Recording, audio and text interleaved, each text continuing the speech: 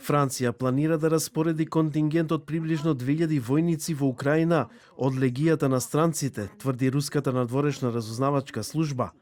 Јадрото на формацијата ќе го сочинуваат јуричните трупи на француската легија, пред се од латиноамериканските земји. Нашата војска често слуша странски јазици на своите радиостаници по линијата на контакт. Ова значи дека странците се таму. Ги елиминираме. Според руски извори, француските трупи се веќе распоредени во подрачјата на Полска кои граничат со Украина, каде што поминуваат интензивна воена обука.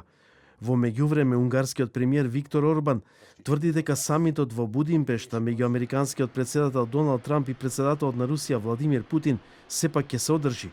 Мировниот договор за руско-украинската војна ќе биде потпишан во Будимпешта, тврди Орбан. Она што е одложено сепак ќе се случи. Преговорите се во тек и фактот е дека мировниот самит ќе се одржи во Будимпешта.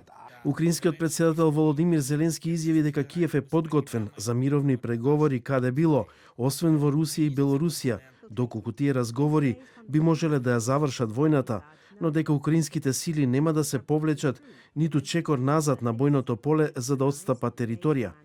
Инаку руските трупи ги концентрираа своите главни ударни сили во правец на градот Покровск во регионот Донецк, каде што продолжуваат жестоките борби во градот.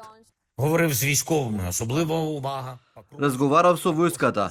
Посебно внимание се посветува на Покровск, како и на соседните области. Неколку украински градови беа погодени од нов бран руски напади со беспилотни летала, особено во регионот на Херсон, каде што има повредени. Русија, од друга страна, соопшти дека соборила 193 беспилотни летала, од кои 34 биле над Москва.